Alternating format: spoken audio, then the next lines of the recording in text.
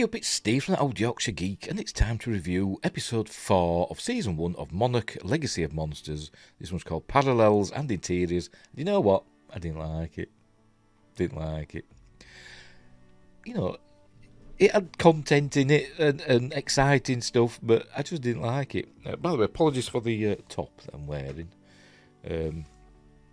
It's got some stains on it, but I'm freezing cold. It's cold here today, and I've got the heating on, but it's still freezing cold. Anyway, enough of my woes, just explaining my dishevelled nature. Right, so let's get on with the episode. As I said, I didn't like it, but we'll get into it. So let's get it up, and we'll, so to speak, and then we'll discuss it. Right, off we go. What happens? Can't remember. Oh, aye.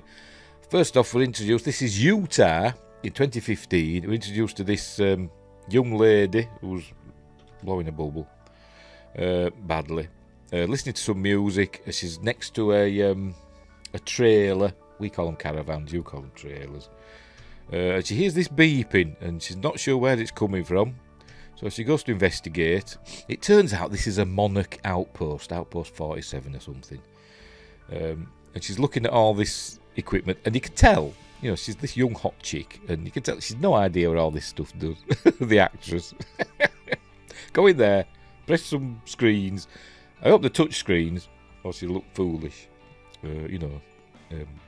Generation Z. Why isn't it doing anything? None of my monitors are touch screens. Anyway, she doesn't know. She can still hear this beeping. She doesn't know where it's coming from. So she goes rooting about in this storage area, and she finds that, and it must still be plugged in because it's beeping. But then she pulls this out. Why is it plugged in? I've no idea. Was it left there from whoever was there before her? Don't know. It doesn't tell us. So she plugs it in to all this equipment here, and she realises something's up. So she makes a phone call, and it was Monarch Outpost 47. Something weird's going on. She's detected a signal. Then we cut to Alaska. Remember these lot? Kurt Russell, Lee Shaw, and this is Kate Randa. I remember the names. Is that May? Yes, that's May, the diverse character who lives in Japan, the ethno state, and Kentaro Randa's knocking about somewhere. There's a big monster coming to get them. There you can see it there. And Kentaro picks up he picked up a flare gun and fired it, and it distracted the creature briefly. It's some sort of ice monster. Anyway, so he sets off running. Then we cut to the oh shush! I thought I'd muted it. He sets off running, and then we cut to the credits. So then we got blah blah blah. I've got Wyatt Russell and Kurt Russell in the same role, old and young, but we don't have any flashbacks to the 50s in this episode, which I've just realised. It's probably why I didn't like this episode, to be completely honest. It's all takes place in present day, for them, 2015. It all takes place in that. So maybe that's why I didn't like this episode, because it was too modern for me. Anyway, there's the credits. Go on, get on with it. What else? There was something I'm going to say when I was watching it, and I saw this, and I thought, oh, I'll mention that. And you know what? I forgot what I'm going to mention, so never mind. It can't have been important. I wonder what it was. Never mind. Anyway, right, so they found a little a nook or a cranny to hide in, away from this monster. You can hear it thundering about and roaring. And poor May, we see all this ice cracking here. They're standing on the ice. That must be May then. Yeah, that must be May, standing on the ice. It all cracks and she falls in freezing cold water. So they pull her out. The creature goes away, and she's stifling a scream. But then Kurt Russell says, "I think we're in the clear." So then she goes, "Ah!" And they pull her out. So obviously she's got freezing cold water, which is not good if you're in the Arctic. because it'll just freeze and, you know, it'll knacker her legs up and all that. To get hypothermia, frostbite, etc. Ask Sir Ranulph Fiennes, he knows all about this stuff. He's got fingers missing and all that, hasn't he, from frostbite. So she'll be suffering from that. Maybe she'll lose some toes, I don't know, we'll see. Meanwhile, Kentaro has a flashback to I think it's only the year before, or maybe a couple of years before. I think it does say, but I can't actually remember. Let's see if it tells us. Here we go. No, there we go. 1 year earlier, so it's 2014. And he's as an aspiring digital artist or something. And he's got an exhibition, and so we'd no clue about this happening. We thought he just worked in an office. We didn't know he was an aspiring artist. But he's doing all this. This is saying it's all about identity, and I thought, oh God, here we go. But it doesn't really go into it. They say it's provocative, blah blah blah. These faces change, you know. I don't. I'm no artist. But it does say something interesting. Again, which I've forgotten. I should make notes. That's what they say. They say people don't buy for the art, they buy for the artist. And I thought, that's an interesting notion. But the upshot is, his mother. That's his mother, by the way. His mother's there. She's very proud of him. Dad, remember, Dad is Hashiri. I forgot his bloody name now. I'm gonna have to look it up. Hashiri Randa. I'm gonna have to look it up. I can't bloody remember. Can't blooming remember. Where is he? Hiroshi. That's it. Apologies for the Japanese viewers out there. He's on his way from the airport, apparently, and I don't think he made it. Excuses and stuff. He's not a good dad, really. Remember, he's got two families, one in Japan and one in America, who don't know about each other at this time, in a year earlier. And I don't think he makes it to the exhibition. Or does he? I'm not entirely sure. This is probably why I don't like this episode. I don't like all this. Later on, there's kind of like hallucinations and stuff going on, or memories, or whatever, and it's kind of confusing to a thicko like me. Anyway, he decides to go out somewhere, and this is where he meets May. He's taking a photo of his own poster. There's a poster there saying, exhibition here, drinks and snacks, whatever, in Japanese. And just as he takes the photo, May walks past, and she says, "Did you take my photo?" And she's speaking in Japanese. The only time we've heard her speak in Japanese, and it's only like a couple of sentences, and then they cut to English. So I'm thinking, they made her learn a couple of sentences, phonetically probably, in Japanese. I'm not saying she doesn't speak Japanese, but this is the first time we've heard her say it, and it's like 2 sentences. There we go. Get subtitles for the Japanese parts. Anyway, this is where they meet, and they end up being boyfriend and girlfriend. He takes her for a drink, blah blah blah. She's a bit dismissive of his poster and his art, but etc. Right, so cut back to present day. Obviously, she's not. Her legs are freezing, and she's saying, "I'll get hypothermia," etc. So they're trying to find somewhere to go away from this monster, which is still lurking beneath the ice. Anyway, and then we cut back again to a year earlier. She's taking him to her pad. No, not yet. That's later. He's taking her to this bar. That's it. Where they're having a drink, and then they end up back at her pad. So there we go. We don't need to bloody know all this, do it? That's it. Boring. And back to her place. I'm guessing it's her. It looks like it's her place. I don't know, to be honest. Do you know what? I don't really know. I wasn't really paying that much attention. I think it's her place, because he leaves and leaves her there. But yet there's all this art, and he's supposed to be the artist, so is it his place? I'm not entirely sure, and I don't really care, to be completely honest. But they're getting to know each other. There we go. They're going to end up doing it, you know that, don't you? Right, back to 2015. They see this light in the distance. There we go. You can just see it there at the edge of the screen. Let me just move it over. There we go. They see that light in the distance. They're wondering what it is. But I think we should head there because it means there's something there. And I think Kurt Russell says it could be lights from a rig or some sort of facility, something probably man-made. So they're going to head there. But Kentaro says he's seen something in the opposite direction, which I don't think it showed us. Again, maybe I missed it. I'm probably looking at my phone. As I said, this episode bored me. It didn't grip me like the other episodes did. And I don't know why. Maybe it's just the style, direction style, I don't know. But he's decided he's going to go one way, they're going to go the other. And off he trots. They don't put much of a fight up to keep him. It's bloody life and death, this stuff. But off he goes in one direction, and they go in another. They're heading for the light, he thinks he's seen a facility or something. Buildings.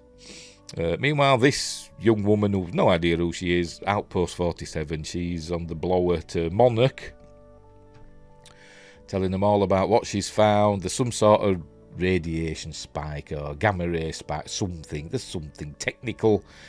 And she says the last time we saw this was just before... Apologies if you heard that. Some idiot with a loud engine outside. Last time they heard that was just before the incident. They keep calling it the event in San Francisco. When Godzilla and the Mutos pretty much destroyed San Francisco and killed thousands of people. So that's that. She looks familiar. I don't know where I've seen her before, but she does look familiar. Right, this is Kentaro going his own way, heading into the snow, and it's supposed to be all like windswept. You keep doing like wind blowing across. There you go, like that. But then in the next shot, you see like snowflakes just coming down. So is it windy or not? I don't know. But and then his water's frozen up.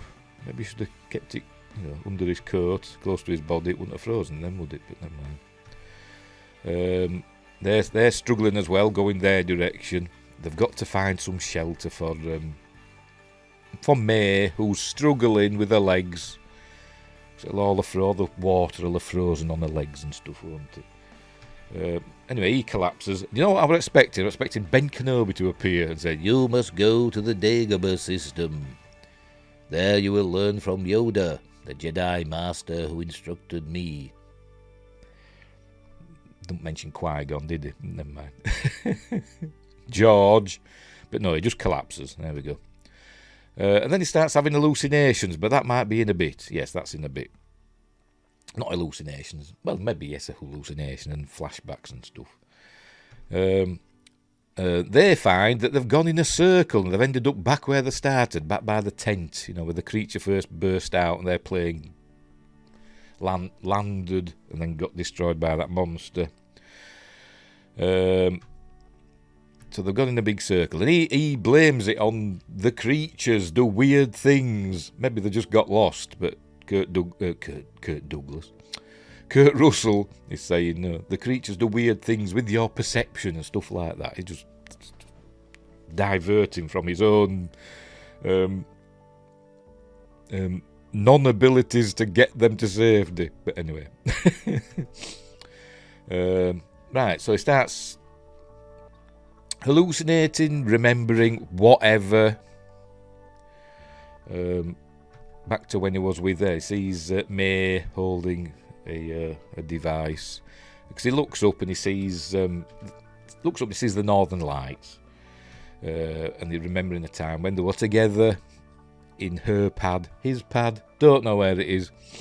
And they've got that one of them projectors, and it's projecting the Northern Lights, the Aurora Borealis, like that, up on the ceiling. So remembering that. Obviously they've done the deed, and then he sods off. Giving her his phone number, and he talks about the phone. She says she prefers, pressing buttons and stuff. It's not a touch screen like everybody's got these days. And then he buggers off and leaves it, which makes me think, is it his pad or is it her pad? Or are they sharing it now? Has there been a passage of time? I don't know. It's only a year earlier, for God's sake. But anyway. Then she gets a phone call from somebody. You know what? I can't remember who. Might have been a dad. Did I hear her say bye, Dad? I don't know, but from somebody. And then she's remembering the doing the Northern Lights thing again. And then we can see Northern Lights, look, in the background. We were supposed to be able to see the Northern Lights from this latitude last night. They were all on, not on the news, but on the internet, saying, you know, we could see Northern Lights because there's a strong, you know, geomagnetic storm or something. I looked out, couldn't see anything. And it was clear. Never can. Anyway, that's by the by. Right, so they've got her in the tent with a fire, look, trying to warm her up. She's not feeling well. She's getting a bit delirious. Lee Shaw is looking for supplies and stuff, going into the plane, the wrecked plane. They decided they've got to burn Hiroshi Randa's notes. This was his tent with all his equipment in. We don't know where he is. Decided to burn his notes to survive. But the monster appears, attracted to the fire, because it's attracted to heat, even though it lives in the cold. But, you know, I suppose it would be, wouldn't it?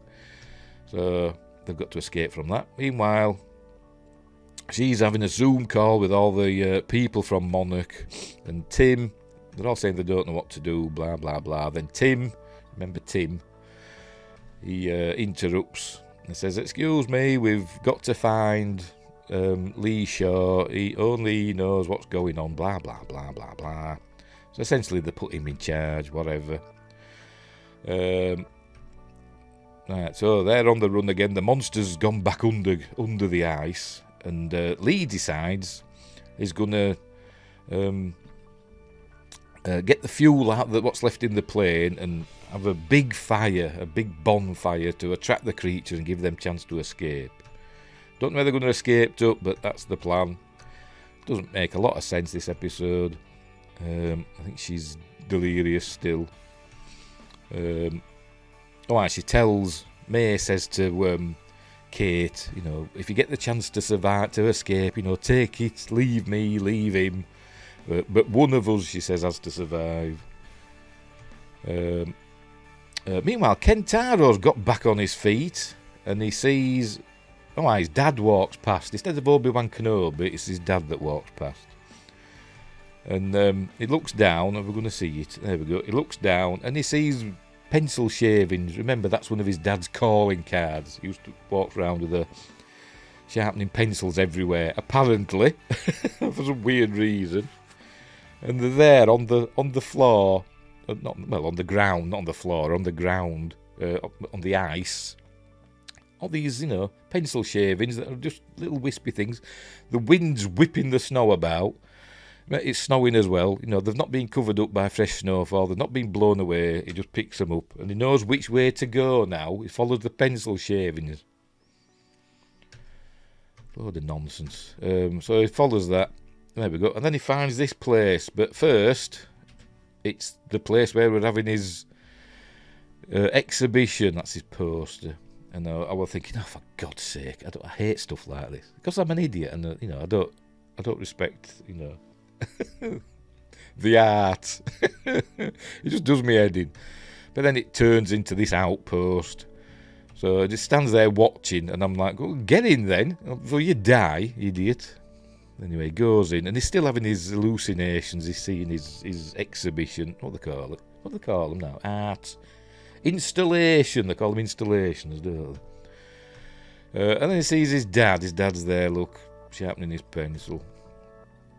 And is hearing his dad say he's proud of him, and I think his dad said, you know, if I could have been there, I would have been. So I don't think he turned up that night a year earlier. He was saying, you're so talented. And apparently it was his dad that pushed him to do all this art, you know, to take the risk and all that. And it didn't work out, apparently. This is why in earlier episodes we saw him heading to work in an office. His art didn't work.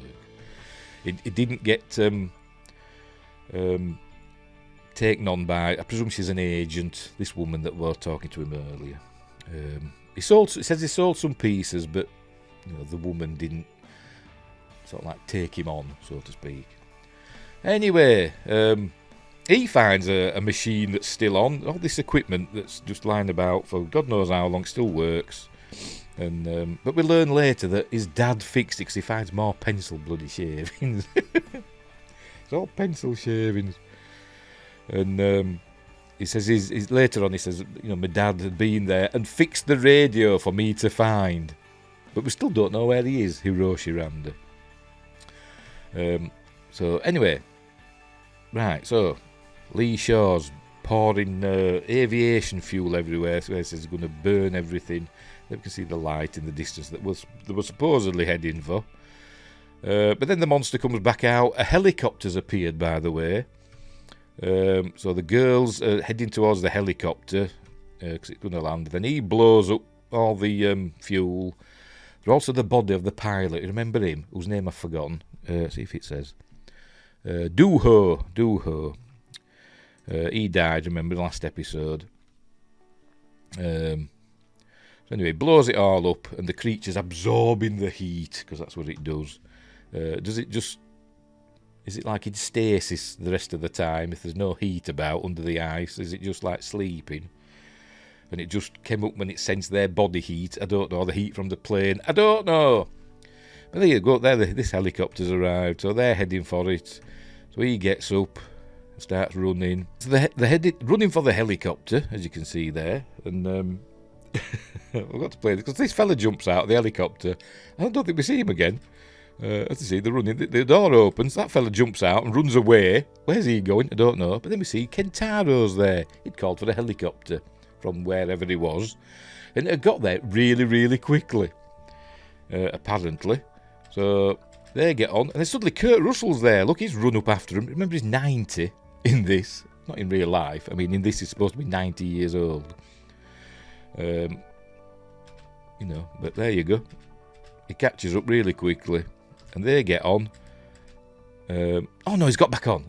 I'll let him off. I didn't notice this last time. I said, I may have looked at my phone, distracted. The fella in red gets back on. Fair enough, I'll let him off. Here comes the creature. The helicopter goes up. Kind of reminded me of that first episode of The Mandalorian. Remember that? Where he was taking off in his ship and that creature came from under the ice. I'm not saying they're copying it, but maybe they are. He closes the door because that's safe, and the set off, and the safe. They're fine. They're heading for safety. There you go. He shows them. My dad was there. He saved us. Don't know where he's still. You know, he's still out there somewhere. He's Hiroshi Randa. Anyway, they land at some base, presumably still in Alaska. And Tim's there, saying, "Oh, glad to meet you finally, Colonel Shaw." And that's the end of the episode. A yawn fest. Even though there's a big monster in it, I just found it completely and utterly boring. See if we can find a good pause screen with a nice big monster in it. Maybe we can't. Oh, there we go. That'll do. There we go. Yeah, it was boring. I found it boring anyway. I'm on the wrong thing there, aren't I? There we go. Go to that one. There we go. Centre the monster slightly.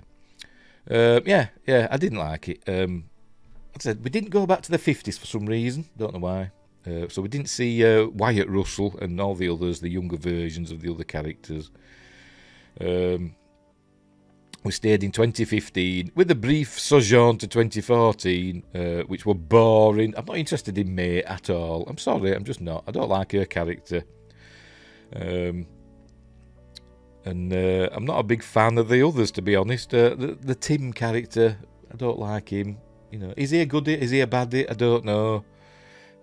Monarch is supposed to be a good organisation, but you get the feeling there's something sinister about them. But maybe that's just me. I didn't like the episode. I found it boring, so we'll leave it there. What's next? What's the next episode called? Let's have a look. Next episode is called The Way Out. So we'll see what happens with that. Let's have a look. Directed by... well, this episode was directed by the same chap that directed the previous episode, Julian Holmes, so I can't blame direction because the previous episode was fine. Maybe it's just because they didn't go back to the 50s, and maybe I like the 50s stuff. I don't know, but So I didn't like this episode, so I'm going to give this one I don't know, a 3 out of 10. I've been giving them 7s. All the others have had 7s, haven't they? Which is like, okay. This one's getting a 3 from me, and that's only because of the monster. But even then, I'm not that impressed with the monster, to be honest. It's, it's just there, isn't it? It's not. I mean, we've had this same monster in 2 episodes now. Previously, we'd had a new monster with each episode, with even Godzilla, having a look in. But for some reason, this monster, I didn't like it. Oh, by the way, the big light, the light they saw at the end, it turns out it was coming from a hole in the ground. So I presume that's something to do with these creatures. They're calling them Titans for some reason. Not calling them Mutos, even though that is mentioned. But yeah, that's it. So 3 out of 10 there. So we'll see what happens next week, see if that's any better. Anyway, right, so we'll leave it there. So thanks for watching, wherever you are. Look after each other, and until next time, I'll see you there.